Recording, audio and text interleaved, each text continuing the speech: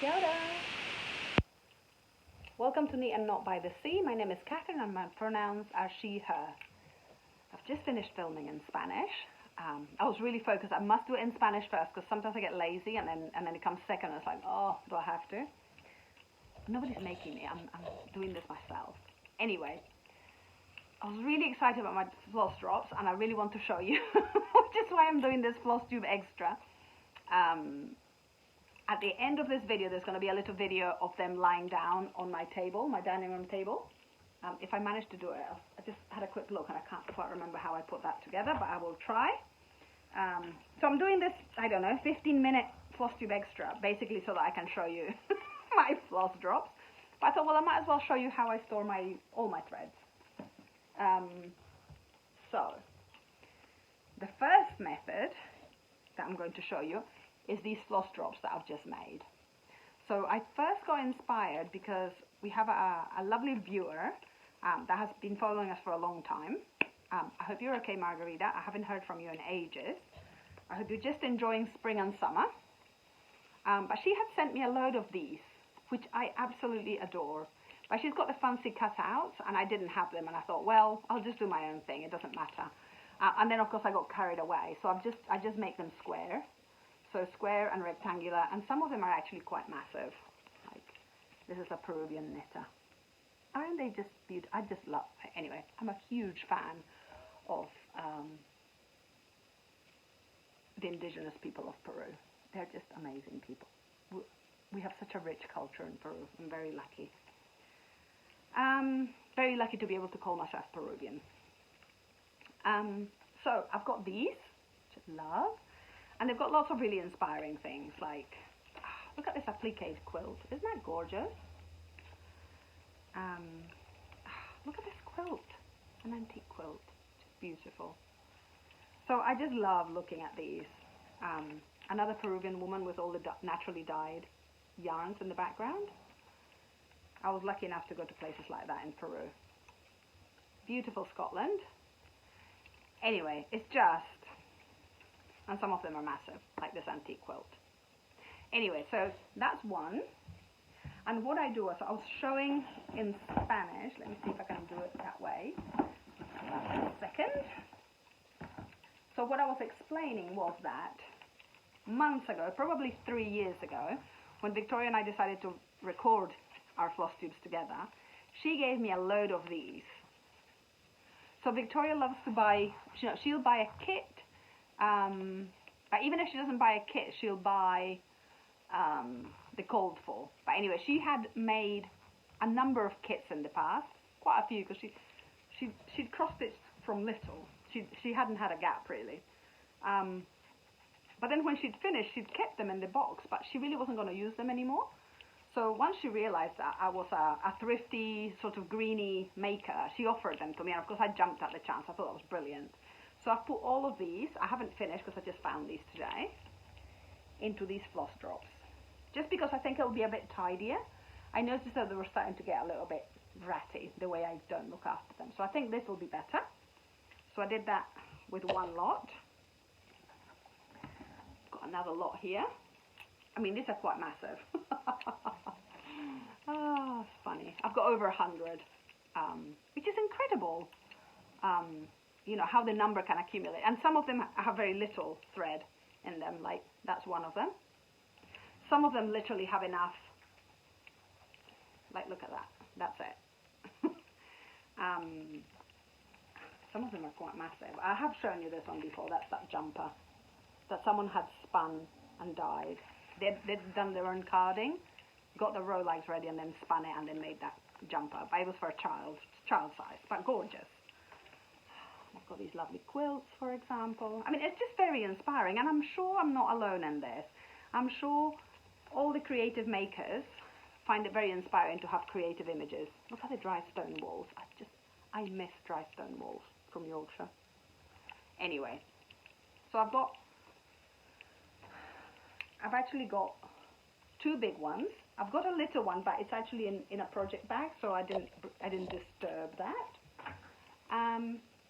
And then Victoria had this idea that why don't I use a knitting stitches pin and see how that would work. So I'm trialing that to see if that was a good idea or not.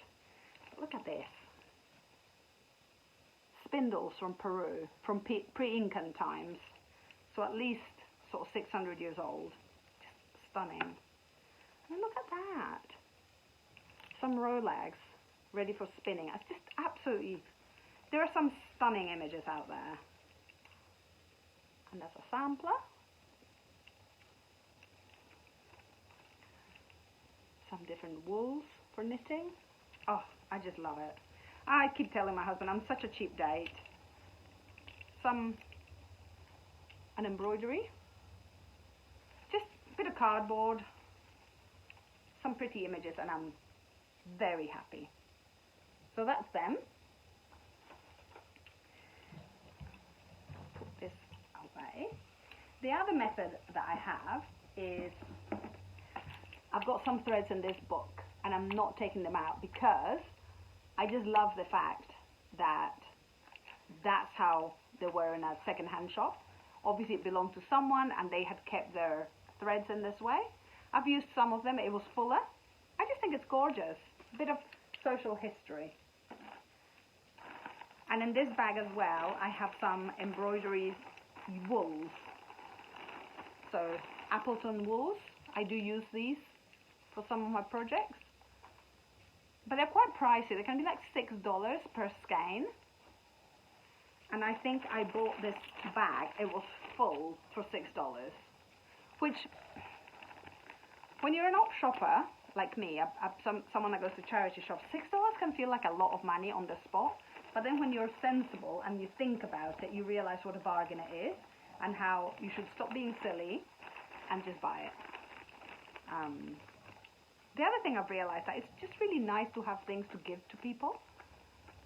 Like when I did when I looked after the table for Palestinian embroidery, I was able to give away the pearl cotton because I have so much of it. It's easy to be generous. So that's a nice feeling. And not everybody has, at that particular time, a lot of resources. So that kind of felt like a really lovely thing to be able to do. So that's what we have in this one, but also I wanted to show you because the rest of this box is all skeins of threads. A lot of them have not been used yet, so they're still in their little skeins. And I have a mixture of brands, so I've got DMC, I've got Anchor, which I love. In Peru we say anchor. I have Tren, which is another brand that's well known in Peru, which I probably did buy in Guatemala as well. You can, once you know the brands and you know that they're well respected, you just buy them. It doesn't matter if it's not like the super popular names in Western countries. So I'm just, and of course it means something to me to be able to have brands from Latin America in my collection. I'm just having a tidy up now whilst I chat with you. This is, not that we're ever professional, but I don't have to be extra professional here because this is a Flossdrop extra. So, yeah, I have a lot of threads. But that is one of the lovely things. It allows you to be more creative. So this is my second box. Well, this is my first box that I'm showing you. I'm showing you in reverse. So it was just a photocopier box, photocopier paper box from work. They don't seem to have this anymore, which is a shame. They seem to just bring the paper wrapped in paper. Never mind. But I was able to use them at the time, and I just collaged it with nice images from the internet, which is great. Then I have another box. Oops, I forgot to put some over there. Let me just fix that up. I don't want things to start getting jumbled up. How do I do it? How do I do it? I just lift it up and put it away. Okay, cool. In this other box, I have pearl cotton. I have a lot of pearl cotton, even though I've had this pearl cotton since 10 years. Wow. We went to Guatemala in 2014, I believe. I have a lot of pearl cotton because we went to, Guatemala. Oh gosh, if you get a chance to go to Guatemala, it's an amazing country. Beautiful, beautiful, beautiful artisans. But also a love of color that is just unbelievable. So I knew I was going to get good embroidery flosses there. But they're very fond of pearl cotton as well, in a million colors. So we went to this place called Chichicastenango, which is beautiful. Just my idea of beauty. It's there's a lovely old church, which is kind of up some steps, and it's that lime washed white.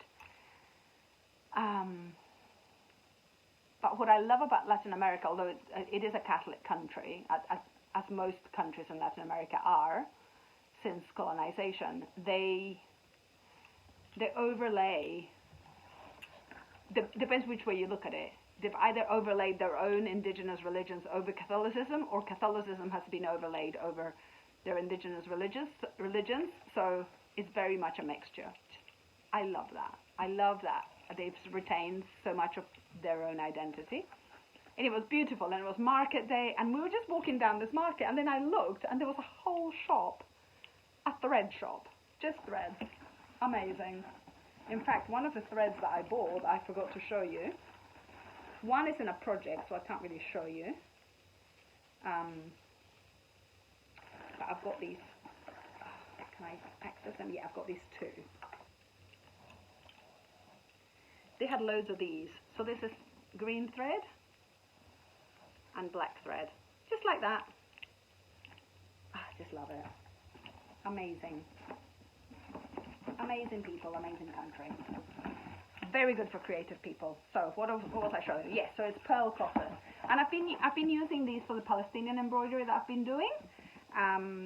But also, when I'm quilting, I always use pearl cotton. I do big stitch quilting. And so, for example, what I was saying is, if I finish a quilt and I think what will look good is to quilt it in blues, I'll get my box out and I'll maybe take out 10 or 15 blues, and I'll use a length of each color as I move across the quilt. And so it creates a lovely movement. It's a look I really like. And I have done some that were multicolored, so not just 10 blues or 10 greens, but 20 colors. I think that's how I did my hexi quilt. So I love that too. And I've also got this wee collection of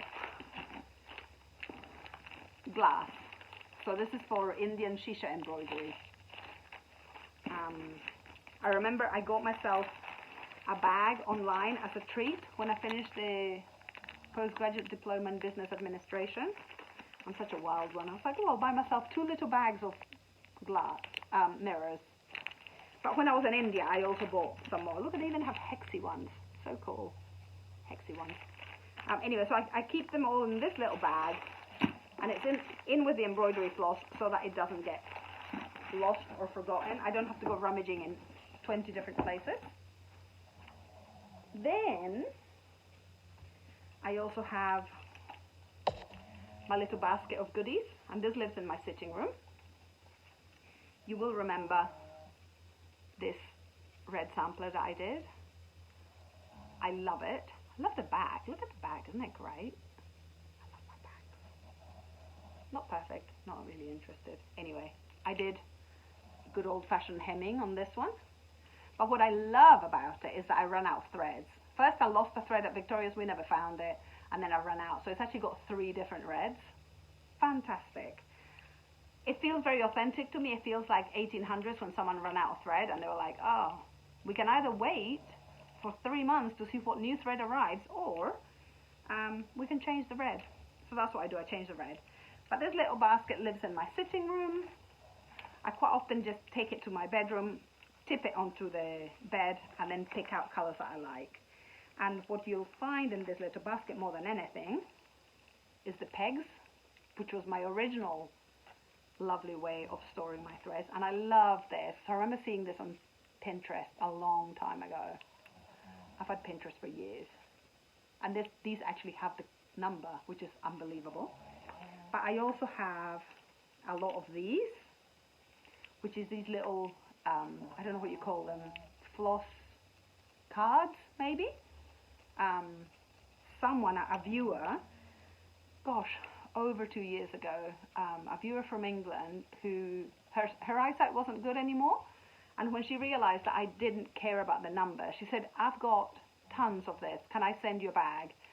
Because she couldn't trust her eye to understand that it was the right color for her embroidery. So she decided that from that time on, she would just use the codes, the color codes, and just follow instructions for that, so that she would feel that it would be the result she wanted. So she was thrilled that I enjoyed using whatever. She sent me this amazingly generous bag. I also have this little box in there, and this is thread that I bought in India, which of course particularly delights me. Beautiful hot colors from India. The brand is called Dolly, but it's part of a brand now called Coats. But Dolly must have been a local brand that was taken over by Coats. Isn't it gorgeous? I love the box. Loads of memories. That day looking for threads was like one of the best days in India. So that lives here, and it's really fantastic because I can be in bed and I'll just ask my husband, can you bring me my little basket? And he knows what I mean. So that makes things pretty straightforward, and he's very lovely and patient with me. And the last thing I've got to show you is the fanciest box that I have, which is an old DHL box from a parcel that came from Mexico. But in here, I almost missed this. But in here I have this naturally dyed thread. So there's a brand in Mexico called Hilos Flojos, and I bought a lot of their, well, to me it feels like a lot. I haven't used any of them. These are all naturally dyed. Aren't they stunning? Just the most beautiful tones. Just beautiful. Actually, they would work really well for prim embroideries. Also beautiful indigo. And it's funny because these are all colors that I can dye myself, but I just couldn't resist buying them from them. I mean, I just have such a soft spot for artisans. I have a particularly soft spot for Mexican creators and Guatemalan creators and Peruvian creators. I haven't seen any Peruvian creators selling embroidery floss that's naturally dyed, but I did spot these this Mexican company, and of course I bought some. At some point I will buy more. They're just exquisite. But I also dyed a ton of stuff myself. So I don't know if you remember, but last summer I think it was, or maybe last winter, I became a little bit obsessed with the idea of embroidering tone on tone. So I dyed a ton of fabrics. These are all linens. Isn't that gorgeous? Wrong color, it's more like that. And I thought it'd be really lovely to embroider dye the fabrics with the threads. So linen and cotton, although they're both, what's the word? Not protein, the other one, cellulose fibers. They do take color slightly differently. And so these are cotton threads, and these are cottons that I bought in Peru, so they were probably anchor, anchor, and I dyed them, so you can see some of the colors will go. And I still have this idea that I will do tone on tone embroidery, but I've got these two. I did do some embroidery floss and linen that I did send to an artist in the UK for a commission. Unfortunately, I haven't heard from her. I think she's been unwell. She's gone through a difficult time, so that's okay. Such is life. But I've still got all these different colors, which I love. I will use them at some point, especially now that I've rediscovered them. I'm doing okay fabric-wise. I am going to run out of commercial fabric soon, which is great because then I can use the fabrics that I've dyed. And I did use all my leftovers.